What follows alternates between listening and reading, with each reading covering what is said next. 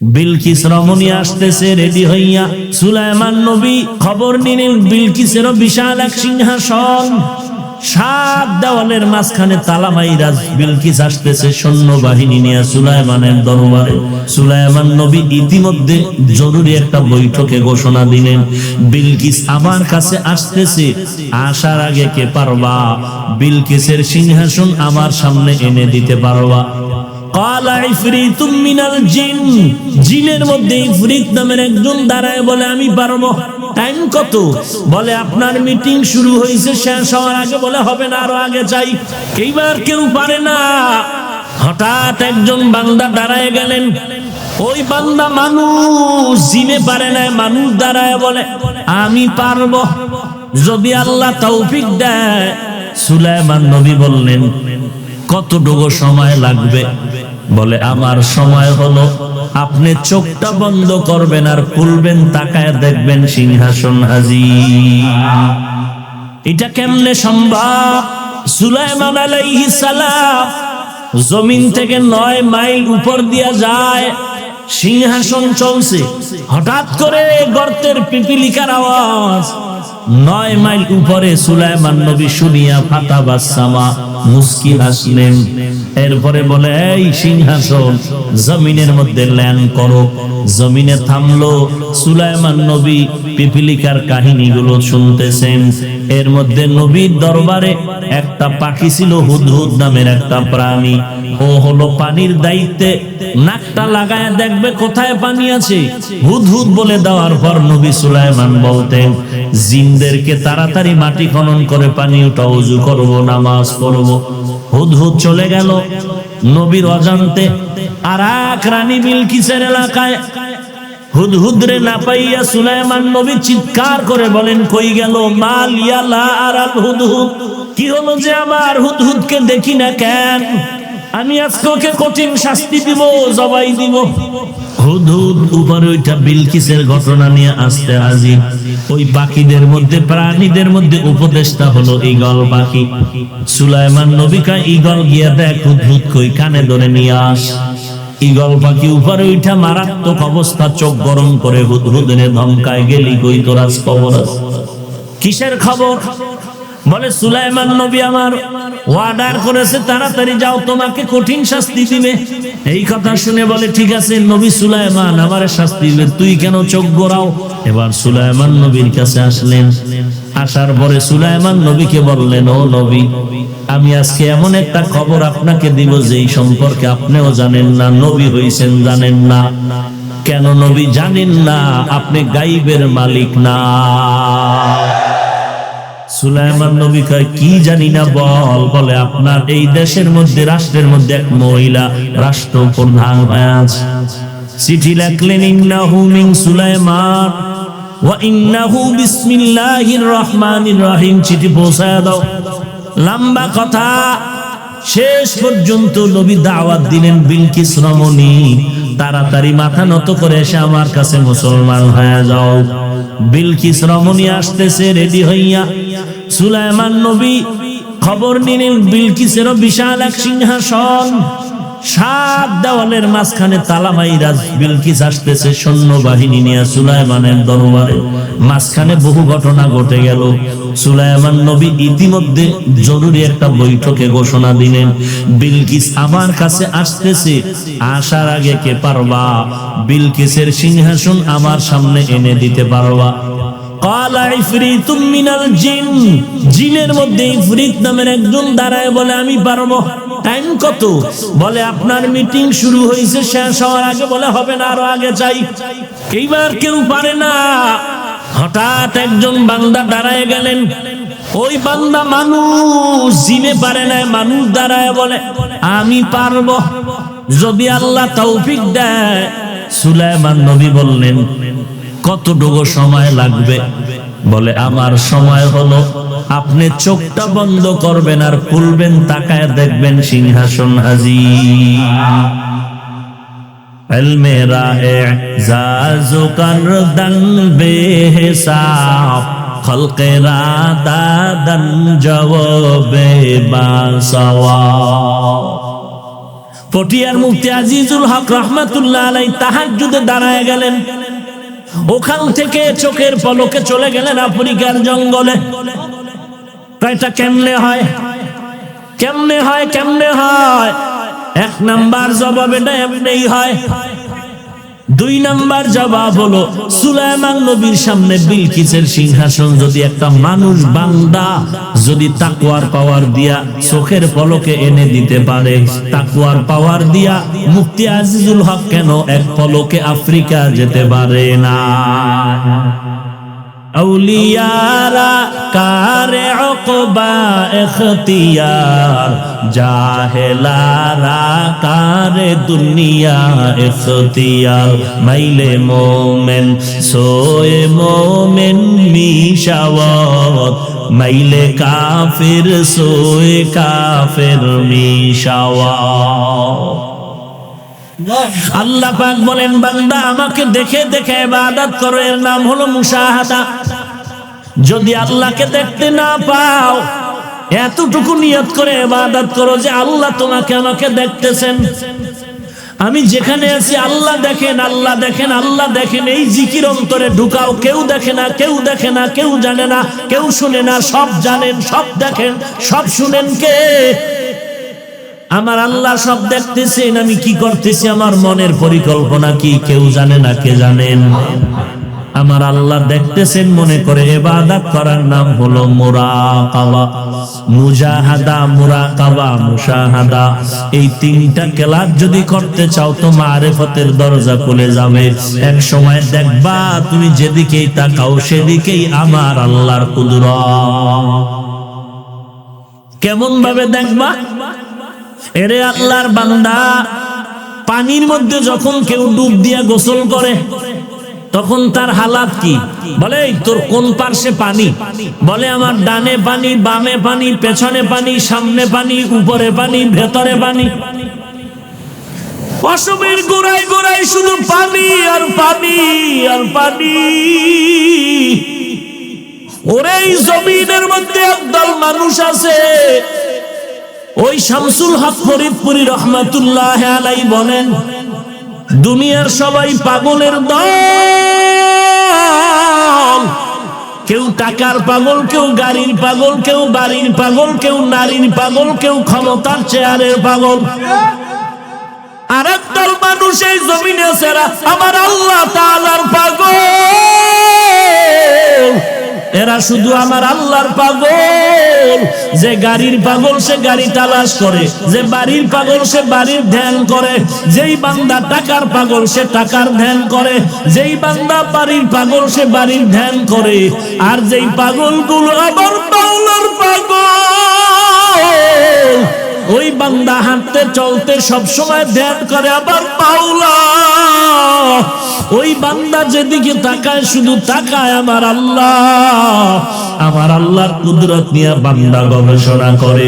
ওই বান্দা ধ্যান করতে করতে করতে করতে এমন একটা পর্যায়ে এসে যায়, তখন বান্দা ডানে তাকায় দেখে আমার মালিক, ওই বান্দা বামে দেখে আমার আল্লাহ, সামনে পেছনে আল্লাহর কুদরত দেখতে পায়। এইটা সাধনা ছাড়া সম্ভব না। আর একজন আল্লাহ ওয়ালার সোহবতে না গেলে হবে না। মাইলে মোমেন সোয়ে মোমেন মিশাওয়াত, মাইলে কাফের সোয়ে কাফের মিশাওয়াত। ওয়াল্লাযীনা জাহাদু ফীনা লানাহদিয়ান্নাহুম সুবুলানা ওয়া ইন্নাল্লাহা লামাআল মুহসিনিন।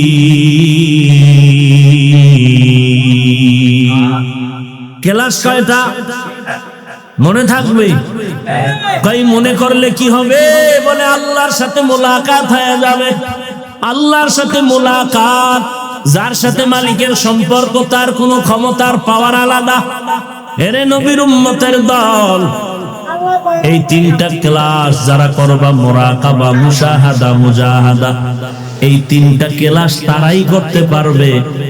স্কুল কলেজে মাদ্রাসায় ছাত্র ভর্তি করানো হয়, ভর্তি করার সময় শর্ত আছে না নাই? আছে না নাই? আল্লাহ বলেন আমার সাথে মারিফতের খেলা যারা খেলবি আমার সাথে মোলাকাত যারা করতে চাও, 3টা ক্লাস করার জন্য যেই ছাত্রগুলো রেডি হইতেছো, আমি আল্লাহ সব ছাত্রদেরকে ক্লাস করার কামিয়াবি দরজা দিব না। এই ক্লাস যদি করতে চাও তাহলে যে ক্লাস করবা যেই ছাত্র, তার মধ্যে 3টা গুণ থাকা লাগবে। কয়টা গুণ থাকা লাগবে? 1 নাম্বার গুণের নাম আদব। কি কি? লিকুল্লি শাইইন জিনাতুন ফিল ওয়ারা ওয়া জিনাতুল মারই তামামিল আদাবি আজ খোদা কা হি মে তৌফিক আদব বেআদব মাহরুমে গাশ আজ ফজলে রব। 1 নাম্বার গুণের নাম কি ভাই? বেয়াদবের আল্লাহ এই ক্লাসে কামিয়াবি দান করবেন। 1 নাম্বার লাগবে আদব, 1 নাম্বার লাগবে গুণটা আদব। আদব ছাড়া ক্লাসে পাস করার কোনো রাস্তা নাই। আদবের গুণটা বান্দা অর্জন করো। সুলতান মাহমুদ গজনবী রহমাতুল্লাহ আলাইহির ইন্তেকাল হয়ে গেল। ইন্তেকালের পরে স্বপ্ন যোগে কথা হয়, হযরত আপনার কবরের কি হালাত জানায় দিল, আল্লাহ আমাকে মাফ করেছেন। কেন? কোন আমল? বলে একটা আদবের আমলের কারণে। বলে সে আমলটা কি? বলে আমি একদিন সফরে রাতের বেলা কোথাও মেহমান হয়ে গেলাম। মেহমান হইয়া আমি রাত্রি যাপনের জন্য এক বাসায় থাকলাম। আমাকে এমন একটা ছোট্ট রুম দিয়েছে রাতটা কাটানোর জন্য। আমি এমন একটা রুমের মধ্যে শুয়ে পড়লাম। হঠাৎ তাকায় দেখি আমার পায়ের কিনারে কোরআন শরীফ একটা তাকের উপরে। আমি চিন্তা করলাম এই রুমে আমি ঘুমায় থাকবো, আর আমার রুমে পায়ের পাশে আমার কোরআন শরীফ থাকবে, তাকের উপরে তা হয় না। আমি কোরআন শরীফটা হাতে নিলাম, নিয়ে আমি বের হইলাম কোরআন শরীফ আর একটা রুমে রাখিয়া আসি। কিন্তু কিছু দূর যাওয়ার পরে দিলের মধ্যে আবার জবাব আসতেছে, আরে সুলতান মাহমুদের থেকে কোরআনের দাম তো অনেক বেশি, অতএব আমি নিজে আরামে ঘুমানোর জন্য কোরআন শরীফ আর এক রুমে রাখতেছি, তা তো হয় না। বরং কোরআনটা তার জায়গায় থাকবে, প্রয়োজনে আমি ময়লা জায়গায় গিয়া ঘুমাবো। আল্লাহর বান্দা সুলতান মাহমুদ গজনবী কোরআন শরীফটা নিয়ে আবার রুমে চলে গেলেন। রুমে কোরআন শরীফ জায়গা মতো রাইখা তিনি আলাদা একটা অপরিচ্ছন্ন রুমে বিছানা করে ঘুমায় গেলেন। এই যে আমলটা আদব রক্ষা করলেন, কোরআনের আজমত রক্ষা করলেন। সুলতান মাহমুদ বলেন, আল্লাহ পাকে আদব রক্ষায় আমাকে কবরে মাফ করে দিয়েছে। লিকুল্লি শাইইন জিনাতুন ফিল ওয়ারা ওয়া জিনাতুল মারই তামামিল আদাবি আজ খোদা কা হি মে তৌফিক আদব বেআদব মাহরুমে গাশ আজ ফজলে রব। এরে নবীর উম্মতের দান, আদবওয়ালা জিন্দেগির বড় দাম। রাহমাতুল লিল আলামিন বলেন, আল্লামানি রব্বি ফাআহসানা তালিমি আদাবানি রব্বি ফাআহসানা তাদিবি। আল্লাহ আমাকে ইলম শিক্ষা দিয়েছেন, আদব শিক্ষা দিয়েছেন। আল্লাহর শিক্ষা দেওয়া ইলম আর আদব কতই না সুন্দর। যেই লোকটার মধ্যে আদব নাই তার কোনো দাম নাই, যত বড় শিক্ষিত হোক না কেন। আর একটা মূর্খ লোকের মধ্যেও যদি বিনয় থাকে, আদব থাকে, তার সবাই সম্মান করে। আদবওয়ালা জিন্দেগির বড় দাম। এরপরে বলে, বান্দা তুমি যদি 3টা ক্লাস করতে চাও, 3টা গুণ লাগবে। 1 নাম্বার গুণের নাম আদব, 2 নাম্বার গুণের নাম হলো ধৈর্য। ধৈর্য ছাড়া তুমি এই ক্লাস করতে পারবা না। আর ধৈর্য ধারণ করলে লাভ কি জানো? বিনা হিসাবে হাসরের দিন আল্লাহ বলবে জান্নাতে যা। ইন্নামা ইউওয়াফাস সাবিরুনা আজরাহুম বিগাইরি হিসাব।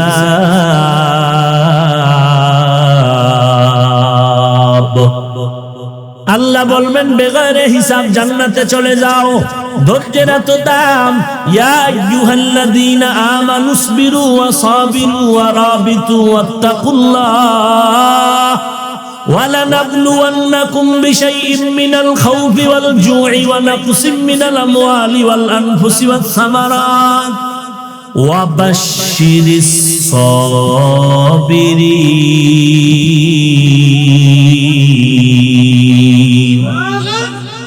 এই ধৈর্য আবার তিন প্রকার: ইবাদতের বেলায় ধৈর্য, মুসিবতের বেলায় ধৈর্য, গুনাহের ক্ষেত্রে ধৈর্য। ধৈর্য বড় দামি এক সম্পদের নাম। এর নবীর উম্মতের দল ধৈর্য ধারণ করে সামনে আগাও। ধৈর্যের দৃষ্টান্ত কায়েম করলেন আমার পয়গম্বর, ধৈর্যের দৃষ্টান্ত কায়েম করলেন আইয়ুব আলাইহিস সালাম, ধৈর্যের দৃষ্টান্ত কায়েম করলেন ইউসুফ আলাইহিস সালাম, ধৈর্যের দৃষ্টান্ত কায়েম করলেন ইব্রাহিম ইসমাইল আলাইহিমাস সালাম। ধৈর্য কাকে বলে? বাবায় সন্তানের জবাই করবে, মিনা বাজারে গিয়া সন্তানের জিগায়, ইন্নী আরা ফিল মানাম আন্নী আযবাহুকা ফানজুর মাযা তারা। ও ইসমাইল, আমি ঘুমের ঘরে স্বপ্ন দেখলাম তোমাকে জবাই করতেছি, বলো তোমার কি মত? ইসমাইল জবাব দিয়া বলতেছেন, ইয়া আবাতি ফআল মা তুমার সাতাজিদুনি ইনশাআল্লাহ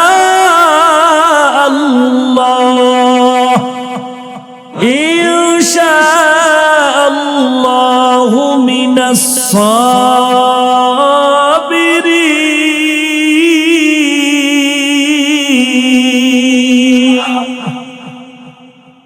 ইসমাইল শিশু বাচ্চা, 6 বছরের সন্তান, ডাক দিয়া বলে, আব্বা জান ইনশাআল্লাহ আপনি যা দেখছেন তাড়াতাড়ি কায়েম করেন, আমাকে ধৈর্যের মধ্যে আপনি পাবেন, ইনশাআল্লাহ আমাকে ধৈর্যের মধ্যে পাবেন। এই কথা বলিয়া ইসমাইল একটু চোখের পানি ছেড়ে কাঁদলেন। আব্বা জান, এই কথাটা যদি একটু বাড়ি বসিয়া বলতেন, আমার দুঃখিনী মায়ের থেকে একটু বিদায়ের সালাম জানায়, কারণ 6টা বছর পর্যন্ত আমার মা নিজে না খাইয়া আমারে কত কষ্ট করে বড় করেছে। আপনি আম্মা জানের কাছে কিছু পানি আর খেজুর রেখে গেছে, আমার আপনি চলে যাওয়ার কয়েকদিনের মধ্যে পানিও শেষ হয়ে গেল, খেজুর শেষ হয়ে গেল, আম্মা জানের দুধ নাই। আমাকে ঠান্ডা করার জন্য আম্মা জান তার জিহ্বাটা আমার মুখের মধ্যে দিয়েছিলেন, আম্মা জানের জিহ্বাও পানি নাই, শুকায় গেল। একবারও তো আব্বা আপনি দেখার জন্য আসেন নাই। আমার মা কত কষ্ট করিয়া আমাকে বড় বানাইলেন, ওই মায়ের থেকে একটু বিদায় নিতে পারলাম না, বিদায় নিতে পারি নাই, দুঃখ নাই। আপনি আমাকে জবাই করার পরে যখন বাড়িতে যাবে, বাড়িতে গেলে আমার আম্মা জান যদি ইসমাইলের না পায়, আম্মা জান হাউমাউ করে কান্না করবে ইসমাইলের জন্য। আমি ইসমাইলের পক্ষ থেকে আমার মাকে সালাম দিবেন আর বলবেন কিয়ামতের ময়দানে সন্তানের সাথে মোলাকাত হয়ে যাবে। আব্বা জান, আপনি আমাকে জবাই করার আগে আমার হাতে পায়ে রশি দিয়া ভালো করে বাঁধবেন, কারণ জবাই করার সময় যদি আমার হাতে পায়ের নড়াচড়া আপনার শরীরে লাগে, বেয়াদবি হয়ে যাবে। আব্বা জান, আপনার চেহারাটা রুমাল দিয়া ভালো করে বেঁধে নেন, কারণ জবাই করার সময় যদি আপনি দেখেন আমার চেহারা দিয়ে নজর পড়ে, মায়ার কারণে আপনি জবাই করতে পারবেন না। এর এলাকার মুসলমান যুবক ভাই, আজকে তোমার মতো যুবক সন্তান ইসমাইলের কি হালাত তাকায় দেখো। ওই ইসমাইল এত ধৈর্য ধারণ করেছে, ইব্রাহিম নবী এত ধৈর্যের পরীক্ষা দিলেন, ছুরিটা নিয়ে রেডি হয়ে গেলেন, ইসমাইল শুয়ে গেল, ছুরিকে আল্লাহ অর্ডার করছে ইসমাইলের যেন কোনো ক্ষতি না হয়। যখন ছুরিটা চালায় একটা পশম পর্যন্ত কাটে না, পাথরের উপরে আঘাত করলেন, পাথর দ্বিখণ্ডিত হয়ে গেল। এবার বলে ইসমাইল আবার শুয়ে পড়, আবারও দেখে কাটে না, এইবার ইব্রাহিম নবী নিয়ত করছে হাতে রক্ত না লাগা পর্যন্ত ছুরি চালানো বন্ধ হবে না। আল্লাহ ডাক দিয়া কয় জিবরাইল জলদি করে যাও, আমার ইসমাইলের সরাইয়া বেহেশত থেকে একটা দুম্বা নিয়া যাও। দুম্বা নিয়া আমার ইসমাইলের পরিবর্তে দুম্বা ছুরির নিচে লাগায়া দাও। ছুরির নিচে যখন লাগায়া দিল, ইব্রাহিম নবী ছুরি দিয়া যখন রক্ত হাতে লাগলো, শুকরিয়া আদায় করলেন যে ইসমাইল জবাই হয়ে গেল। কিন্তু তাকায়া দেখে না না, অপরিচিত একটা জানোয়ার জবাই হলো, ইসমাইল পাশে দাঁড়িয়ে আছে। যখন আবার ডাকছে বাবা আয় আয়, আল্লাহ ওহী নাজিল করে বলে ইব্রাহিম আর লাগবে না, তাড়াতাড়ি বাড়িতে যাও। হাজেরা কান্না করতেছে, ইসমাইলের জন্য কাঁদে, তাড়াতাড়ি যাও, ইসমাইলের মায়ের কোলে ফিরায় দাও। এরে নবীর উম্মতের দল, ধৈর্য বড় দামি একটা সম্পদ। এই ধৈর্য সারা বান্দা তুমি কামিয়াবির দরজা খোলা পাইবা না রে বাবা।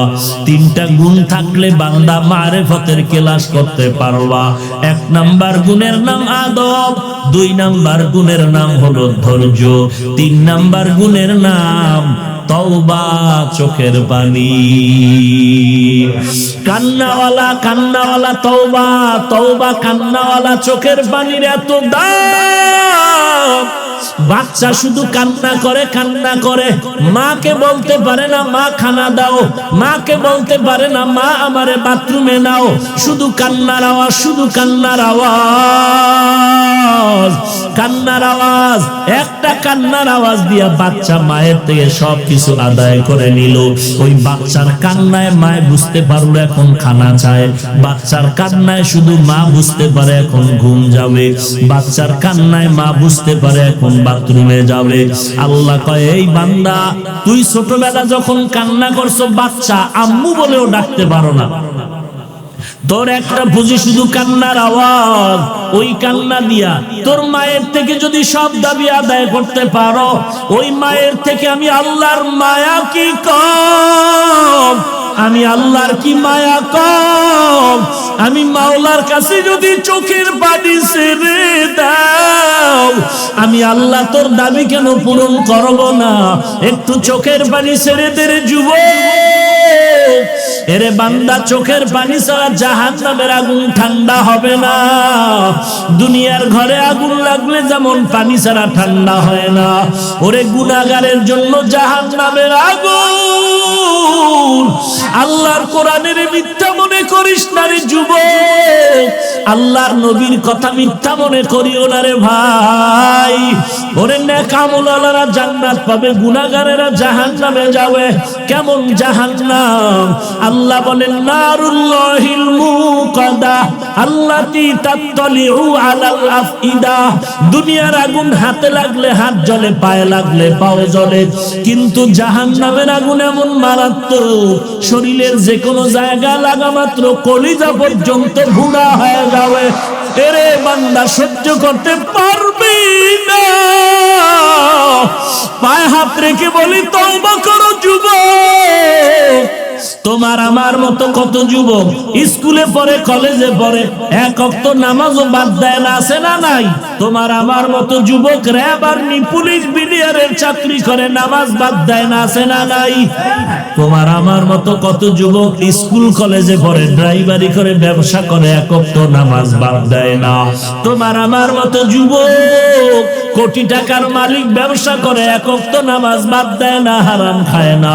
ও যুবক ভাই, যদি পাও 2টা গাইয়া দাও, আমি পায়ে হাত ধরিয়া বলবো আর নামাজ বাদ দিস না রে যুবক। ওরে বেনামাজি হইয়া কবরে গেলে কি আযাব! আমার নবী বলেন ওই বেনামাজির কবরে 2 পার্শ্বের মাটির চাপ, একটা নয়, 2টা নয়, 70 থেকে 99টা সাপের কবর। ওই কবরে জাহান্নামের আগুন সহ্য করতে পারবি না রে যুবক ভাই। ওরে কয়দিনের যৌবনের বাহাদুরি করবি, কখন জানি আজরাইল আসিয়া জীবনটা নিয়ে যায়। ওরে মা বাবার সামনে সন্তানের লাশ, সন্তানের সামনে মা বাবার লাশ।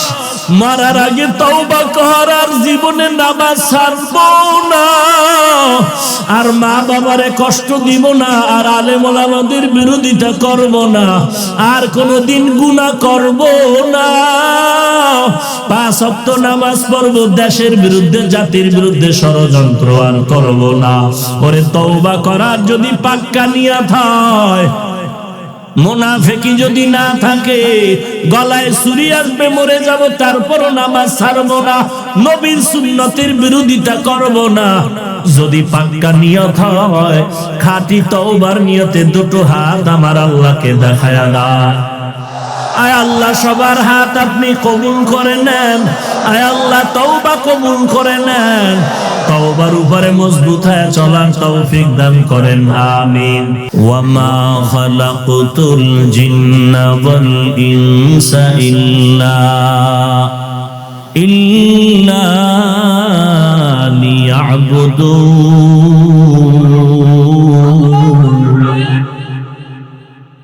মা খালাকতুল জিন্না ওয়াল ইনসা বিখা জুজ ইবাদাত নিস্তে মাকসুদ আজ্জাহা। এই আয়াতের ব্যাখ্যা ওলামায়ে কেরাম ভুল হলে ধরায় দেন। আল্লাহ পাক বলেন, আমি মানুষ আর জিনকে সৃষ্টি করি না, হ্যাঁ করেছি আমার ইবাদতের জন্য। অধিকাংশ মুফাসসিরিনে কেরাম লিয়াবুদুনের ব্যাখ্যায় লিখেছেন আয় লিয়ারিফুন। আরাফা ইয়ারিফু থেকে মারিফাত, মারিফাত মানে পরিচয় লাভ করা। তাহলে আয়াত কি হলো? মা খালাকতুল জিন্না ওয়াল ইনসা ইল্লা লিয়ারিফুন। অর্থ হলো আমি মানুষ আর জিন প্রেরণ করেছি আমার পরিচয় লাভের জন্য। কারণ আল্লাহর পরিচয় মানুষ দিতেছে, অন্য মাখলুক আল্লাহর পরিচয় এভাবে দিতে পারতেছে না মানুষ যেভাবে দিতে পারতেছে। এ কারণে মানুষ হলো সৃষ্টির শ্রেষ্ঠ, এদের মতো শ্রেষ্ঠত্বের মর্যাদা আর কেউ নাই। তাহলে এই মারিফতের কথা কোরআনে আছে না নাই? আছে। তাহলে যারা বলবে মারিফত বলতে কিছু নাই তারা ভণ্ড। এদেরকে যারা ভণ্ড বলে না তারাও ভণ্ড। আর একদল মারিফত নিয়ে ভণ্ড আছে, এরা বলে মারিফত আমার আসল পথ, শরীয়ত বলতে কিছু নাই। এরাও ভণ্ড। এই লোক এই সমাজে আছে না নাই? 40 দিন গোসল করে না, বটগাছ তলা বয়া সাধনা করে। বটগাছে যেমন জ্বর, এই মারিফতের সম্রাটের চুলেও তেমন জ্বর। গায়ে সালার চট, দুপার্শ্বে গাঞ্জার বট। এ হলো মারিফতের সম্রাট। পেছন দিক দিয়ে তাকাইলে বোঝা যাবে না যে লেডিস না জন্ডিস। চুল মহিলার থেকেও লম্বা। আছে না নাই? মাঝে মাঝে গাড়িতে উঠা কোথাও যায়, ভ্রমণ করে, বাবার দরবারে যায়। তো অনেক সময় দেখবেন বাস টার্মিনালে বহু অন্ধ লুলা কানা ভিক্ষুকরা ভিক্ষা করে। এরকম অন্ধ ভিক্ষুক লাঠি দিয়া বাসে উঠা বলে, আমারে যাওয়ার বেলায় কিছু দেন, যাত্রা পথে নিরাপদ হবে। তো এই চুলওয়ালা মারিফতের সম্রাট কিছু দিল। এখন অন্ধ মানুষ তো টের পাইল না কে দিল, তো হাত বুলায় দেখে লম্বা চুলওয়ালা দিল। তো মন ভরে দোয়া করতেছে, আল্লাহ পরের দান পরে নিয়ে আগে দোয়া করি। চুলওয়ালা যে দিল চাওয়া মাত্র, আমি অন্ধের দোয়া তো তুমি ফিরাইবা না জানি, মেহেরবানি করে তার গর্ভে একটা নেককার বাচ্চার ব্যবস্থা করো। এ হলো মারিফতের সম্রাটের হালাত। এই যারা শরীয়ত ছাড়া মারিফত নিয়ে দৌড়ায় এরাও ভণ্ড। এদেরকে যারা ভণ্ড বলবে না তারাও ভণ্ড। আর একদল মারিফত নিয়ে আছে, তারা হক। তারা কারা? যারা বলে আমরা মারিফত মানি শরীয়তের ব্যানারের মাধ্যমে। শরিয়াতরা মুকদ্দম দার আকনু, মারিফত আজ শরিয়াত নিস্তে বেরো, শরিয়াত হো तरीक़त हो तमामी, हकीकत में मुहम्मद की गुलामी। আল্লাহ পাক বলেন শরিয়াত রাসূলের মাধ্যমে আমি দিয়েছি, আর এর মধ্যেই মারিফত, কিন্তু দেখা যায় না। গাভীর দুধের মধ্যে মাখন আছে না নাই? ছানা, ঘি দেখা যায়। 10 কেজি দুধ নিয়ে যদি বলি ভাই বলো তো এর মধ্যে ঘি আছে, বলে আছে। আমি বলি নাই, 1000 কোটি বার কসম আছে। আমি বললাম দেখাও, হাত দিয়ে কেউ খুঁজলে পাবে? বলে পদ্ধতি আছে, বের করো। ঠিক শরীয়তের মধ্যেই মারিফত আছে, দেখা যায় না, এও বের করার পদ্ধতি আছে, পদ্ধতি অনুযায়ী আগাও। কেমন পদ্ধতি? বলে 4 হাতের একটা বাঁশ হাতে নাও, মিডিয়াম বাঁশ। ওই বাঁশের এক মাথায় 5টা আঙ্গুল বানাও, লোহা দিয়া বানাও আর কাঠিয়া বানাও, একটা চরখার মতো। এরপরে 10 কেজি দুধ 20 কেজির পাত্রে ঢালো। এরপরে ওই বাঁশের কুঞ্চি, ওই আঙ্গুলওয়ালা অংশটা পরিষ্কার অবস্থায় দুধের মধ্যে দাও। এরপরে তোমার মাজায় গামছা লাগাও, বাঁশের মাজায় দড়ি লাগাও, রশি লাগায় খুঁটির সাথে বেঁধে রশির 2 মাথা ধরে টানো, বাঁশটা চরখার মতো ঘুরবে, তোমারও ঘাম ছুটবে, দুধের ফেনা বের হবে। হঠাৎ করে দেখবা মাখন ভেসে উঠেছে।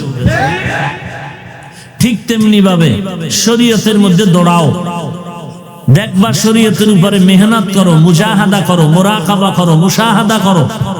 করতে করতে করতে করতে এক সময় দেখবা মারিফতের দরজা খুলে গেছে। শরীয়তরা মুকদ্দম দারে আকনু, মারিফত আজ শরীয়ত নিসত বেরু। দুধ ছাড়া যেমন মাখন পাওয়া যায় না, শরীয়তের আমল ছাড়াও তেমন মারিফত হাসিল হবে না। তবে দুধের মধ্যে যদি মাখন বের করতে চাও, মেহনত আর মুশাক্কাত মুজাহাদা ছাড়া যেমন হবে না, শরীয়তের মধ্যে যদি মারিফতের দরজা খুলে আল্লাহর সাথে মোলাকাত করতে চাও, তাহলে তোমার 3টা ক্লাস করা লাগবে, না হয় পারবা না। কয়টা ক্লাস? 1 নাম্বার ক্লাসের নাম মুজাহাদা, 2 নাম্বার ক্লাসের নাম হলো মুরাকাবা, 3 নাম্বার ক্লাসের নাম হলো মুশাহাদা। মুজাহাদা মানে আল্লাহর মারিফত পাওয়ার চেষ্টা করা, মুরাকাবা মানে আল্লাহ পাওয়ার জন্য মারিফতের সাধনা করা। 3 নাম্বার ক্লাসের নাম মুশাহাদা। মুশাহাদা মানে হলো আল্লাহর দর্শন লাভের জন্য, মোলাকাতের জন্য বান্দা অবস্থান নেওয়া। এরে নবীর উম্মতের দল, এই মুজাহাদার দলিল কই পাইলাম? মুরাকাবার দলিল কই পাইলাম? মুশাহাদার দলিল কই পাইলাম? সূরা আনকাবুতের আয়াত হলো এর দলিল। ওয়াল্লাযীনা জাহাদু ফীনা লানাহদিয়ান্নাহুম সুবুলানা। এ হলো মুজাহাদার দলিল। রইল মুরাকাবা আর মুশাহাদা, এই 2টার ইশারাতান দলিল হলো ওয়া ইন্নাল্লাহা লামাআল মুহসিনিন।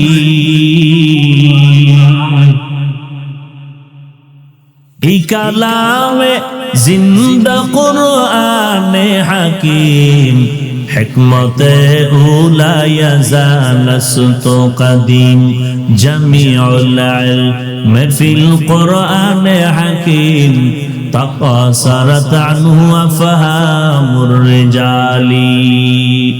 মুজাহাদা মানে আল্লাহ পাওয়ার চেষ্টা করা, মুরাকাবা মানে আল্লাহর মারিফতের ধ্যান করা, মুশাহাদা মানে আল্লাহর মারিফত লাভ করা। পয়গম্বর আরবি সাল্লাল্লাহু আলাইহি ওয়া আলিহি ওয়াসাল্লাম 40 বছর পেরিয়ে যাওয়ার পরে আল্লাহ কোরআনের শরীয়তের দলিল দিয়ে দিলেন। 40 বছর পর্যন্ত তো একটা বান্দা অবুঝনা শিশু না। নবীর উপরে 40 বছরে কোরআন আসে না, কোনো দাওয়াতের কাজ নবী করেন নাই। তো নবী এই দীর্ঘ 40 বছর কি করলেন? পয়গম্বর বলেন, হে উম্মত, বাইতুল্লাহর দূরে একটি পাহাড়, ওই পাহাড়ের হেরা গুহার মধ্যে আমি নবী হেঁটে হেঁটে গিয়ে ওই হেরা গুহা পাহাড় বেয়ে উপরে উঠে ওই গর্তের মধ্যে নেমে নেমে আমি বাইতুল্লাহর দিকে আমার চেহারাটা ঘুরাইয়া আমি আল্লাহ একদিন, আমি নবী একদিন দুদিন, একদিন দুদিন, 4 দিন 7 দিন পর্যন্ত আমি ওখানে বসে বসে শুধু সময় কাটাইতাম আল্লাহর মারিফত অর্জনের জন্য। শরীআতরা মুকদ্দম দার আকনু মারিফত আজ শরীআত নিশতে বেরু। আল্লাহর মারিফত অর্জন, আল্লাহর পরিচয় লাভের জন্য বাবা 3টা ক্লাস করতে হবে। 1 নাম্বার ক্লাসের নাম মুজাহাদা, 2 নাম্বার ক্লাসের নাম মুরাকাবা, 3 নাম্বার ক্লাসের নাম মুশাহাদা। মুরাকাবার মুশাহাদার দলিল, ওয়া ইন্নাল্লাহা লামাআল মুহসিনিন। আল্লাহ বলেন আমি মুহসিনদের সাথেই থাকি। মুহসিন কারা? যাদের মধ্যে ইহসানের গুণ আছে। ইহসান, ইহসান কাকে বলে? আল্লাহর নবীকে জিবরাইল আমিন প্রশ্ন করলেন, ইহসান কি জিনিস? হাদিসে জিবরাইলের মধ্যে নবী ইহসানের বয়ান করেন, আন তা'বুদাল্লাহা কাআন্নাকা তারাহ ফাইন লাম তাকুন তারাহ ফাইন্নাহু ইয়ারাক। এরে বান্দা, আল্লাহর ইবাদত তুমি এমন ভাবে করবা যেন তুমি আল্লাহকে দেখে দেখে আল্লাহরে সিজদা করো, আল্লাহকে দেখে দেখে তুমি নামাজের কিরাত পড়ো, আল্লাহকে দেখে দেখে ইবাদত করো। যদি বান্দা তুমি আমলের দুর্বলতার কারণে আল্লাহকে দেখতে না পাও, এতটুকু নিয়ত করো, যদিও তুমি আল্লাহকে দেখো না, তবে আল্লাহ তোমাকে আমাকে তাকায় সব দেখতেছে। আল্লাহকে দেখে দেখে ইবাদত করার নাম হলো মুশাহাদা। আর আল্লাহ দেখতেছেন এই ধ্যানে নামাজ ইবাদত করার নাম হলো মুরাকাবা। পয়গম্বরের সাহাবী হযরত আলী রাদিয়াল্লাহু তাআলা কেউ জিজ্ঞাসা করলেন, ওরে আলী, তুমি যে আল্লাহর ইবাদত করো, কোনদিন তুমি আল্লাহকে দেখছো নাকি? হযরত আলী বলেন, রে ভাই, আমি এমন আল্লাহর ইবাদত করি না যে আল্লাহকে আমি আলী নিজে দেখি না। তো আল্লাহকে যে দেখে দেখে তুমি আল্লাহর ইবাদত করো, বলো আল্লাহ কেমন? আল্লামা ফরিদউদ্দিন আত্তার রাহমাতুল্লাহ আলাইহি বলেন, আল্লাহ কেমন? হিচে কাসদার মুলকে উ আম্বাজ নেই, কৌলে উরা লাহনে নেই, আওয়াজ নেই। হিচে কাসদার মুলকে উ আম্বাজ নেই, কৌলে उरा लहने नए आवाज नए। तो दिल में तो आता है समझ में नहीं आता, तो दिल में तो आता है समझ में नहीं आता। बस जान लिया मैं तेरे पहचानो यही है, बस जान लिया मैं तेरे पहचानो यही है। আল্লাহর কোনো আকার নাই, কোনো রং নাই, কোনো গ্রাম নাই, কোনো আকৃতি নাই, তবে আল্লাহ কেমন? বলে আল্লাহ কেমন এটা অনুভব করা যায়, বুঝাবার কোনো ভাষা বান্দার জবানে নাই। ইলিশ মাছ দিয়া তুমি পান্তা খাইলা রমনা বটমূলে, কি মজা, সারাটা দিন শুধু মজা মজা জিকির করলা। কেউ যদি বলে রে ভাই, তুমি যে ইলিশ মাছ মজা করে খেয়েছো, বারবার জিকির করো মজা মজা মজা, বলো মজাটা কেমন? লম্বা কত হাত, বাটি কত হাত, কালো না সাদা?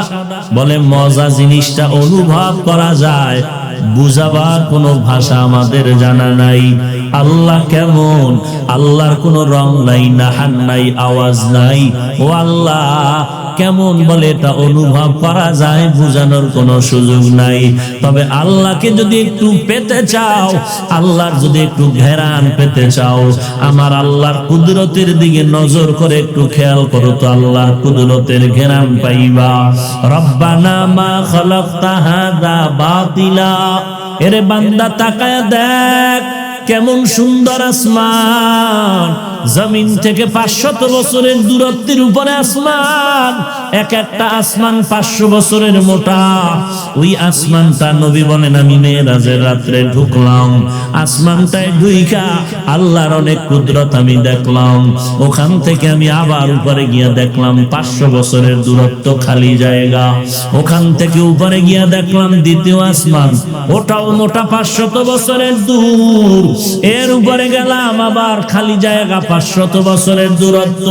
এর উপরে গেলাম আবার তৃতীয় আসমান, ওই আসমানটাও মোটা 500 বছর। এর উপরে গেলাম খালি জায়গা। এর উপরে গেলাম 500 বছর দূরত্ব পেরিয়ে চতুর্থ আসমান। চতুর্থ আসমানের দরজা দিয়ে ঢুকিয়া দেখলাম ওই আসমানের মধ্যে আল্লাহ দুনিয়াতে যে আলো দেয় সূর্য, ওই সূর্যটা চতুর্থ আসমানের মধ্যে লাগানো আছে। চতুর্থ আসমানের মধ্যে সূর্য লাগানো। ওখান থেকে 3টা আসমান ভেদ করে জমিনের মানুষের আলো দেয়। 3টা আসমান ভেদ করে কেমনে আলো দেয়? মদিনার নবী বলেন আল্লাহ যত আসমান বানাইছেন প্রত্যেকটা আসমান আল্লাহ স্বচ্ছ গ্লাস দ্বারা তৈরি করেছে। গ্লাস দিয়ে আল্লাহ এর উপরে ধরেন 1000 গ্লাস ভেদ করে আলো আসবে।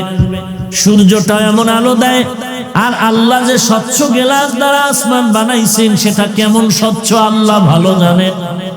ওখান থেকে সূর্য আলো দিতেছে। বিজ্ঞানীরা বলে 9,30,00,000 মাইল উপরে এই পৃথিবী নামক গ্রহ থেকে 13 লক্ষ গুণ বড় সূর্য। এর নবীর উম্মতের দল, একটা খুঁটি নাই, কোনো কিছু নাই, এগুলোকে দাঁড় করায় রাখলেন। তিনি হলেন আমার আল্লাহ। या इलाही तू मेरा माबूद है, या इलाही तू मेरा माशूक है, या इलाही तू मेरा सत्तार है, या इलाही तू मेरा गफ्फार है। एरे नबीर उम्मत आशिकेर दल, আল্লাহর কুদরতের দিকে তাকাও। আল্লাহর দেওয়া কুদরত, আসমান জমিন গ্রহ নক্ষত্র, কেমন আল্লাহর কুদরত। তাফাক্কারু ফিল্লাহ ওয়ালা ফি খালকিল্লাহ ওয়ালা তাতাফাক্কারু ফিল্লাহ। আল্লাহ নিয়ে গবেষণা করিও না, আল্লাহর মাখলুকাত নিয়ে গবেষণা করো। এই যে 60-70 বছর, 40 বছর, 30 বছর জবান দিয়ে কথা বলো, দুনিয়াতে মাইকে কথা বলি, 2 ঘন্টা মাইক চলে, 4 ঘন্টা চলে, মেশিনটা গরম হয়, ফ্যানের বাতাস দিয়ে ঠান্ডা করতে হয়। কিন্তু বান্দা তাকায় দেখ, একটা গাড়ির ইঞ্জিন চলতেছে, বারবার তেল নিতে হয়, গ্যাস নিতে হয়। দুনিয়াতে আসার পর জিহ্বা নাড়ায় নাড়ায় কত কথা সাপ্লাই দিনের বাঙালি মুসলমান, আজ পর্যন্ত জিহ্বাটা ব্যথা করে না। এই যে কথাগুলো কোন মেশিনে সাপ্লাই হয়, এই মেশিনটা কে বানাইলেন, আর এই মেশিনটা কখনো বন্ধ হলো না, এই মেশিনটার মধ্যে কে তেল দেয়, কে পেট্রোল দেয়, কে অকটেন দেয়, কে গ্যাস ঢুকায়।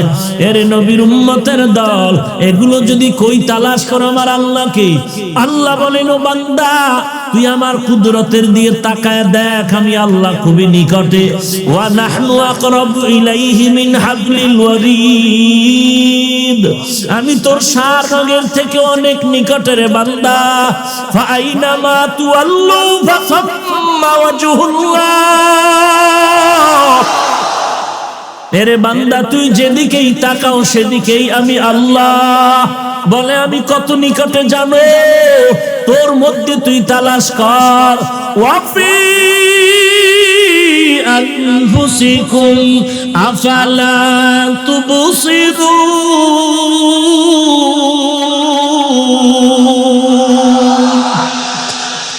بخا قرآ কালামুল্লাহ বসনো কদিমাস্তি নইনো। এরে নবীর উম্মতের দল, কই তালাশ করো আমার মালিকের রে। আল্লাহ বলেন আমি তো তোর নিকটেই, তুই যেদিকেই তাকাবি সেদিকেই তো আমি হাজির। আল্লাহ আমার হাজির, আল্লাহ আমার নাজির, আল্লাহু হাজিরি আল্লাহু নাজিরি। এরে নবীর উম্মতের দল, আল্লাহকে তুই কোথায় তালাশ করো রে বান্দা? আমি আল্লাহ তোর অতি নিকটে আছি রে বান্দা। আমি আল্লাহর কুদরত নিয়ে গবেষণা কর, আমি আল্লাহর মোহাব্বতে দৌড়াইতে থাকো, আল্লাহকে তালাশ করতে থাকো। এরে নবীর উম্মতের দল, আমি আল্লাহকে কোথায় তালাশ করো রে বান্দা? হাজী এমদাদুল্লাহ মুহাজিরে মক্কি রহমাতুল্লাহ আলাইহি পাও সোজা করে ঘুমায় না, শোয় না, বসে না। রশিদ আহমদ গঙ্গোহী রহমাতুল্লাহ আলাইহি জিজ্ঞেস করলেন, হযরত আপনি পাও বাঁকা করে থাকেন কেন, সোজা করেন না? হাজী ইমদাদুল্লাহ চিৎকার করে বলেন, রশিদ আহমদ কি প্রশ্ন করলা? আমি যেদিকেই পাওটা খুলতে চাই ওদিকেই আমি আল্লাহর কুদরতের নূরের তাজাল্লি দেখতে পাই। আমি যেদিকেই তাকাই সেদিকে আল্লাহর নূরের তাজাল্লি, এটা দেখা যায় না। হ্যাঁ, এটা সবাই পারবে না রে বান্দা। এগুলো নিয়ে মুজাহাদা করতে হবে, মুরাকাবা করতে হবে, মুশাহাদা করতে হবে। এই ক্ষমতা আমার আল্লাহ পাক রব্বুল আলামিন দান করতেছেন। এরে নবীর আশিক উম্মতের দল, আল্লাহ রব্বুল আলামিনের ক্ষমতা, আল্লাহর কুদরতের কারিশমা। ওয়া ইযা সাআলাকা ইবাদি আন্নী ফাইন্নী করিব উজিবু দাওয়াতাদ দাঈ ইযা দাআন ফালইস্তাজিবু লি ওয়ালইউমিনু বি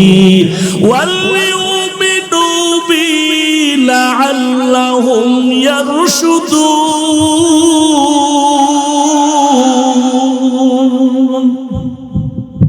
এর নবীর আশিক উম্মতের দল, আল্লাহ রাব্বুল আলামিন বলেন আমাকে দেখে দেখে ইবাদত কর।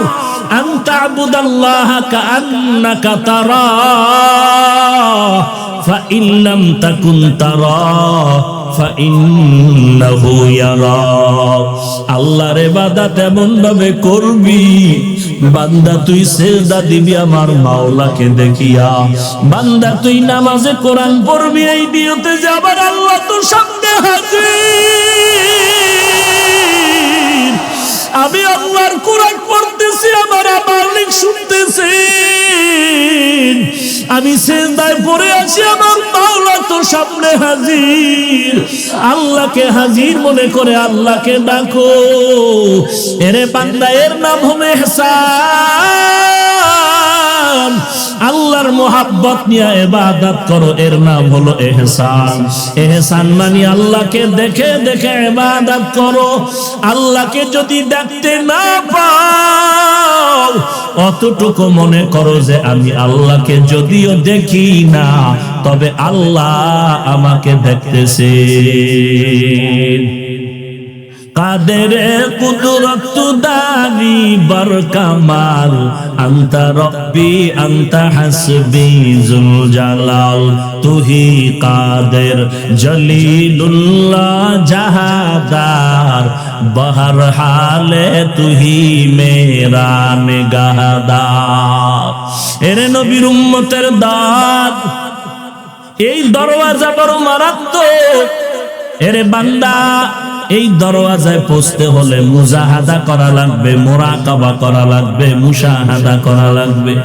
এই দরজায় সাধনা যারা করেছেন তারা একবার এই দরজা পেয়ে গেল। এই বান্দা হযরত আলী এই দরজা পেলেন, সাহাবায়ে কেরাম এই দরজা পেলেন। এর নবীর উম্মতের দল এই দরওয়াজা ইমাম আযম আবু হানিফাকে আল্লাহ দান করলেন।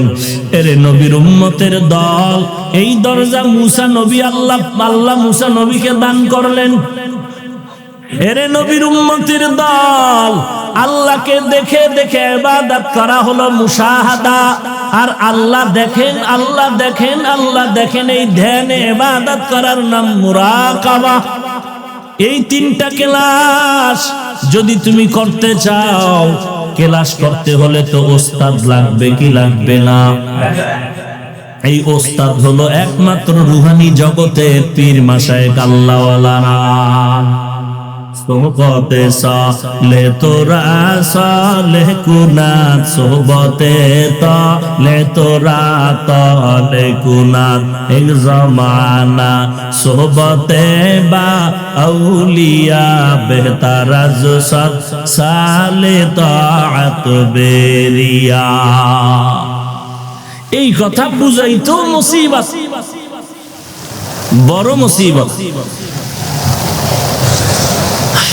পটিয়া মাদ্রাসার বাণী মুফতি আজিজুল হক রহমাতুল্লাহ আলাইহি স্টেজে বসে আছেন, বক্তা সাহেব বয়ান করতেছেন।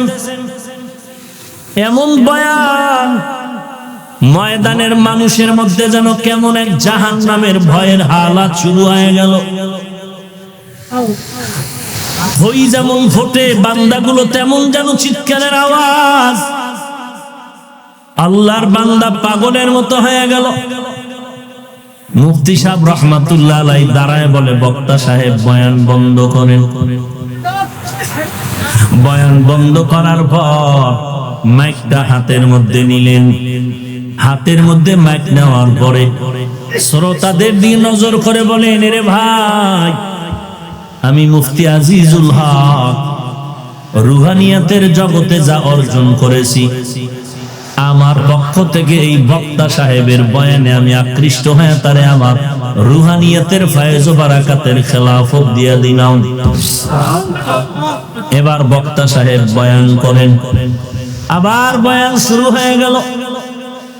মুফতি সাহেব হুজুর নজর করে দেখে বয়ান আগের মতো রং লাগে না, রুহানিয়াতের ঘেরান কেমন যেন কমে গেল।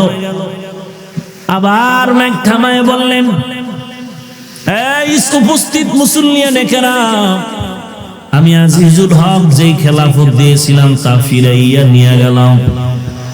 আপনারা প্রশ্ন করবেন, দিলেন কেন, নিলেন কেন? জবাব হলো, বক্তা সাহেব যখন বয়ান করতেছিলেন তখন রুহানিয়াতের এক রং লাগতেছিল, এমন রং মনে হয় যেন তাআল্লুক আর মা আল্লাহ হয়ে যাইতেছিল, আর সে আজিমের সাথে যেন একটা কালেকশন হয়ে যাচ্ছিল। কিন্তু আমি খেলাফত দেওয়ার পরে দেখলাম যে রুহানিয়াতটা কম যাচ্ছে। তখন আমি ভেবে চিন্তে ফলাফল বের করলাম, এটা বক্তার নিজস্ব কোনো পাওয়ার না, এই ময়দানে একজন আল্লাহওয়ালা বসে আছে, ওই বান্দা রুহানি তাওয়াজ্জু দান করছে, ওই তাওয়াজ্জুর এই রুহানিয়াত বের হয়েছে।